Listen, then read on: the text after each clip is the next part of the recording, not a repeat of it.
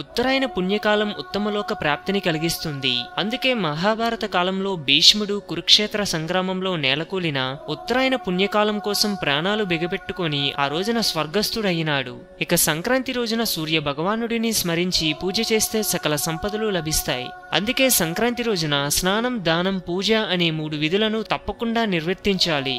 సూర్యోదయానికి ముందే నువ్వుల పిండితో శరీరానికి నలుగుపెట్టి తలంటూ స్నానం చేయాలి. జాతకంలో శని వల్లే కష్టాలు కలుగుతాయి. అందుకే ఆ రోజున నువ్వుల దానం ఇవ్వాలి.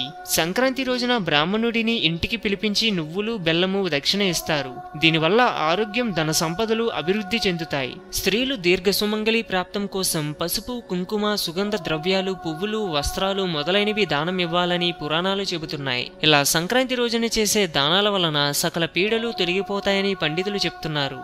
హిందూయిజం గురించి మరెన్నో గొప్ప గొప్ప విషయాలను తెలుసుకోవడం కోసం మా ఛానల్ని సబ్స్క్రైబ్ చేయండి. ఈ వీడియో మీకు నచ్చినట్లయితే లైక్ చేయండి, షేర్ చేయండి.